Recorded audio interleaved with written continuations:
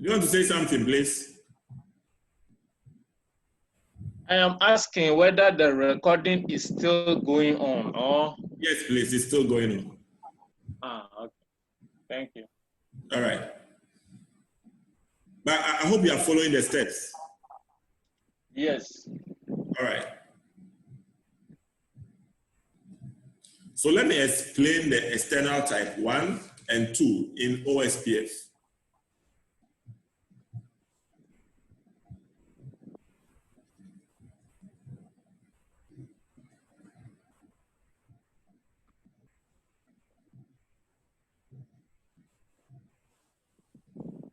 So let's assume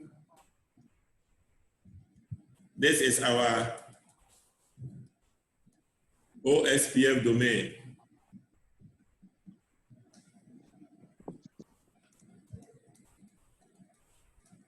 And in this domain, it can be BGP, it can be EIGRP.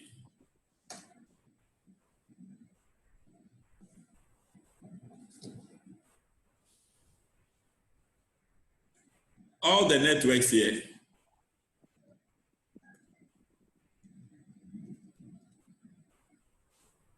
if you redistribute inside OSPF, will be seen by all these routers as external routes, as we just saw.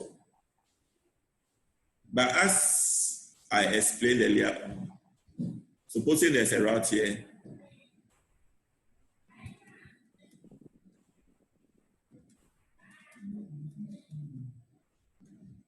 inside router A will calculate its cost to this this network using the bandwidth here. Cost is inversely proportional to bandwidth.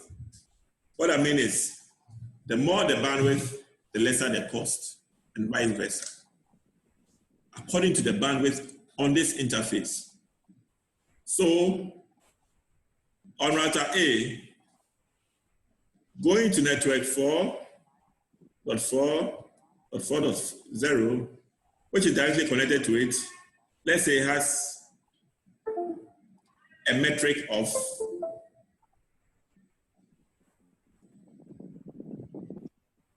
10, let me put it that way, 10. Router B also calculates the metrics to this network, which is directly connected to it, using this bandwidth, and it got a metric of 10. Router A must know the total cost to this network. So router A will see 5.5.5 as having a metric of 20. It is cumulative. 10 plus 10, 20. Supposing there was another route here, also with a metric of 10, router A will see that route as having a metric of 30.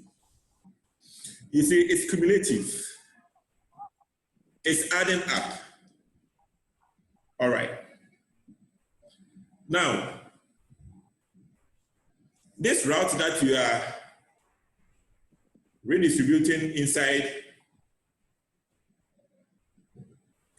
OSPF, you can either assign a type 1 metric or type 2.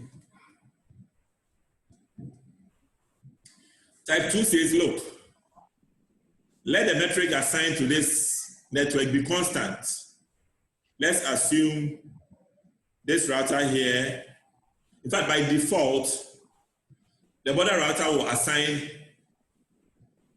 a type 2 metric. So this 1.1.1 will come with a metric of let's say 20. That will be seen by this router C as an external route, and it has a metric of 20. When it comes to B, we will still see this as an external route with a constant metric of 20. It won't change. A will also see it as a constant metric of 20. It won't change. We call that external route type 2. The metric is constant. But if it has to be type 1, then it has to change according to how I explained here. So when it gets to router C will say, okay, R.1.1 is an external route and it has a metric of 20.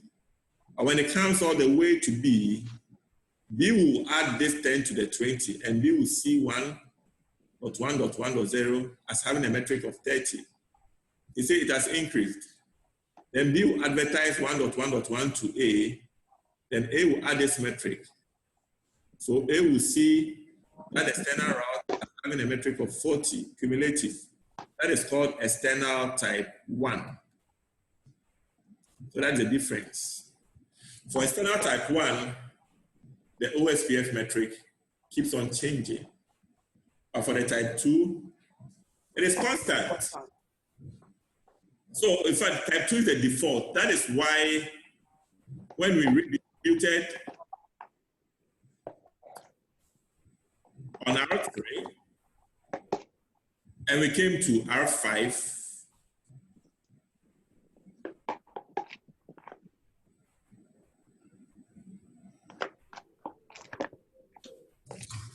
let's check the routing table.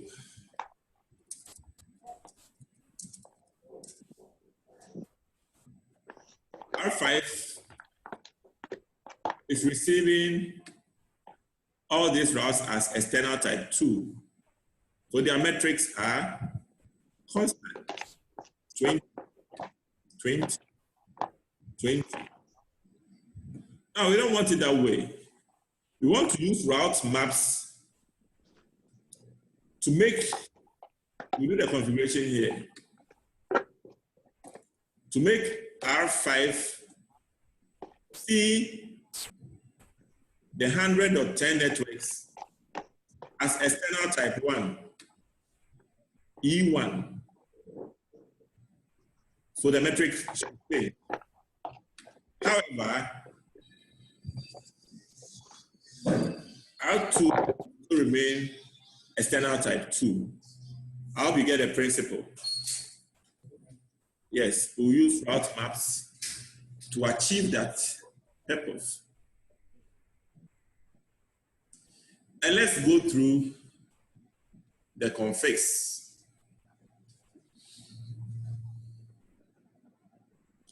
So that is what I did. On R3, I configured an access list 40, and I permitted the 100 networks alone.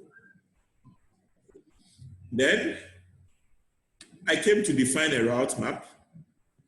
I called it S type 1 for 10.100.10. All these are names. It's just a name. I say permit the first sequence number, 10. So I said match IP address 40.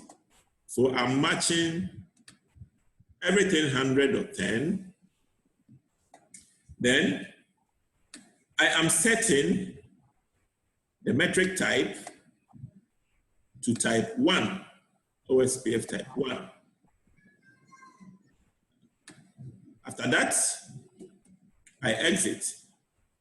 Now what do I do to other traffic? Come and configure another route map with the same name with a second sequence number 20. I said permit, without any match and without any set, to permit all other traffic. I've just used route map to categorize the traffic. Now I have to apply on a redistribution. So still on R3, router OSPF 2 redistributes EIGRP. So you are here.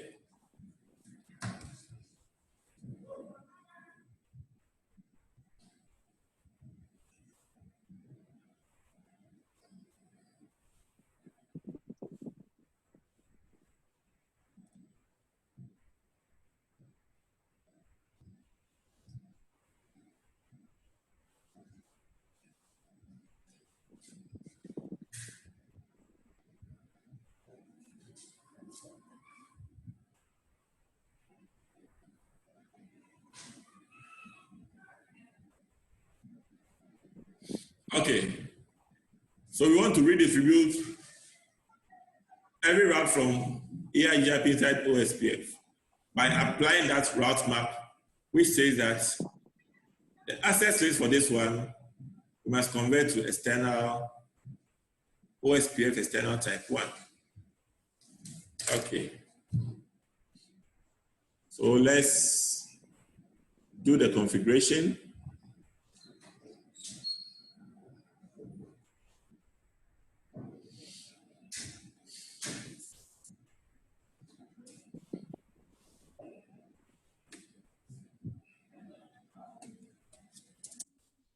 On R3,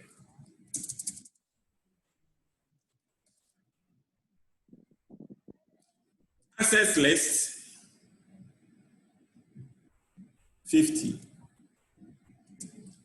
We want to classify the 100 network. Okay, permit 100.10.any.any.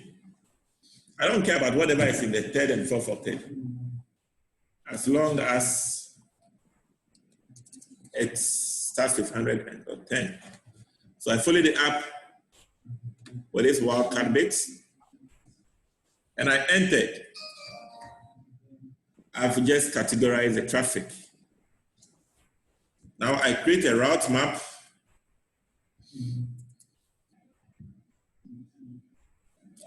And I call it no external.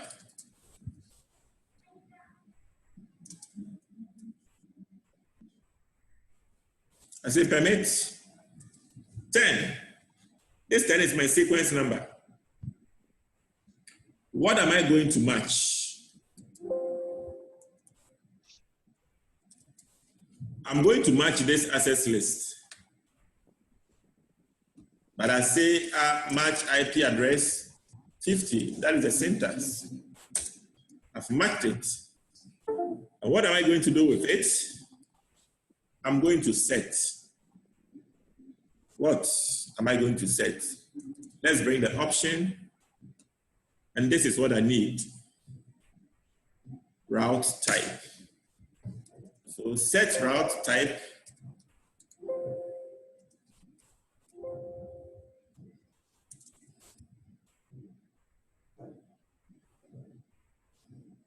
Is it route type? Metric type. And that is what?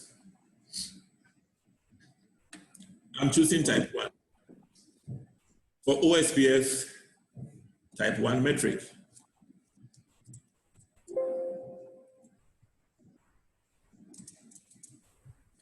I enter.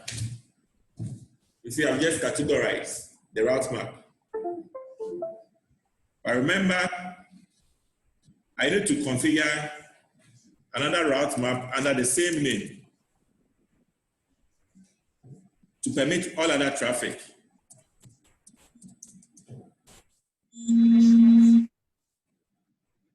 So route-map, and what's the name? No external. Then the syntax is permit 20. Save. Then what do? I have to apply it on a redistribute. Hello? The route that I'm redistributing from EIGRP inside OSPF, I'm going to apply this one. So router OSPF 2 redistribute EIGRP using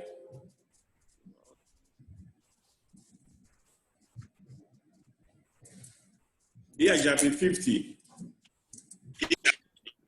using a route map of the one that I just named here, external.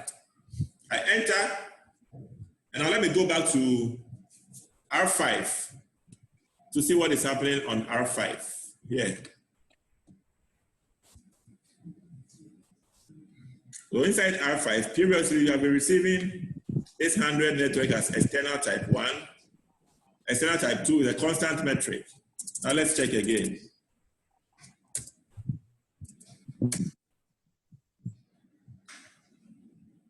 All right, so what do we see now? Now we are seeing the 100 or 10 networks as external type 1, and watch, the metric is now increasing as typical of external type 1 metrics. You see, so route maps, we are obviously not going to use one day to learn route maps. It's going to be part of us. It has come to stay. Okay, please give me some 10 minutes to drink water. You also use it to refresh your brains as we come to conclude the class for today.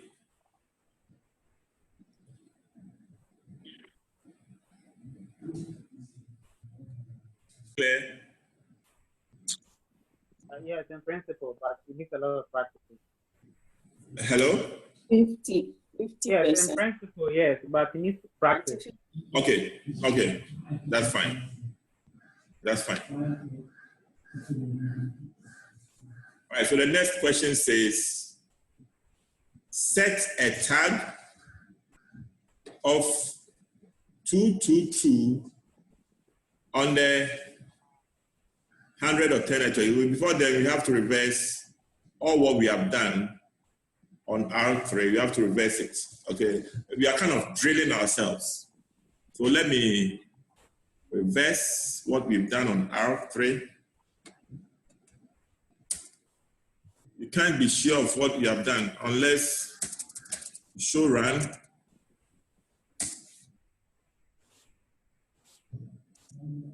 Show run. And on the EIGRP process, we have redistributed OSPF with this, which is normal. Now, we want to take off this route map. Okay, we want to take off that route map because we want to reverse everything back to normal. So this route map should go. When it happens, R5 will receive the external routes as normal.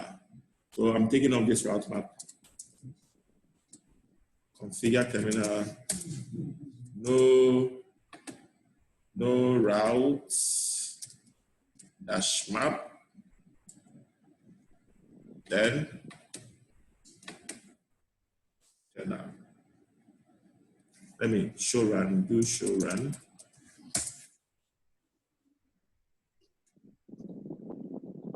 Even though the route map is not there, because we statically entered here, it's showing here. So I go on the OSPF process, router OSPF. Then I said no, redistribute, EIGRP 50. I'm taking off this command because it has the route map. Then I'll continue to say redistribute EIGRP 50 because I still need that redistribution. So if I show run again, I'll see a redistribution under OSPF, but it will be without this route map. So let's do show run.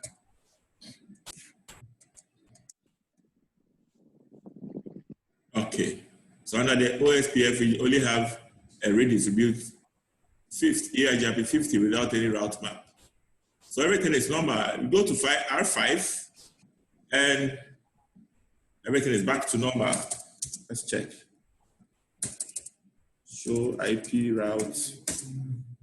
And we are receiving 100 routes as external type 2. All right. The sixth question says, set a tag of 222 on the 100.10 network. We are doing that on R2 towards this interface, E0/0. So we are doing the config here towards this interface. So everything, this network, we are going to set a tag. What is tag? What is it tag thing about? It's a way of marking routes. It's a way of marking traffic. You put in a tag, a mark, so that in the future, you can apply policies on those routes anywhere on the network.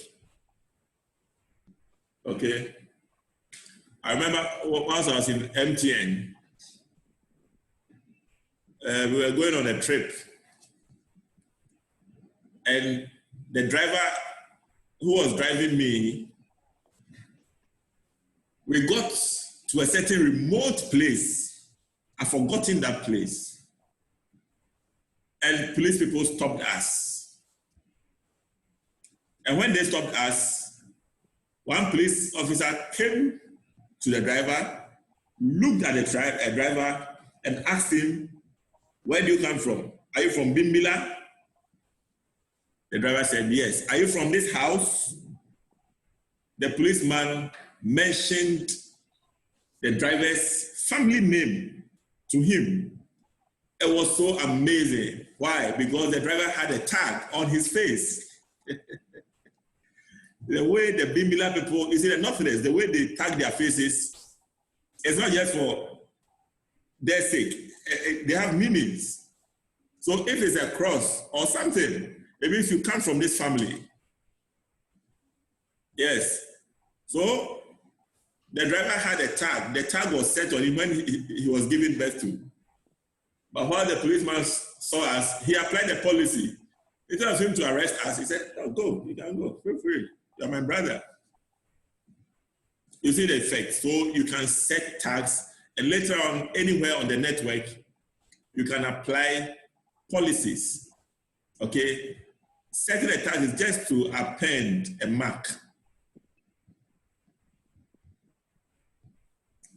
So on R2, what we are going to do is we are going to set a tag for the 100 networks. We are going to mark those 100 networks with 222. It doesn't mean anything. Setting a tag without applying any policy doesn't mean anything. Then, question 8 says, deny tag 222 from entering the OSPF domain on R3. You see how it goes. Now we set the tag here for all the 100 networks, and we came here, and instead of denying 100, we said no. We are just denying a tag, the tag of 222. It will affect the 100 network. So we are not going to do this configuration. You do it when you are practicing. This is how to set a tag. On R2, access list 50, permit the 100.10 network. I just categorize those traffic. Then I come to a route map, I create a route map. I name it set tag. That is the name for my route map. And permit first sequence number 10. I say match IP address 50 means match this access list. And what do we do with that access list? Set tag of 222.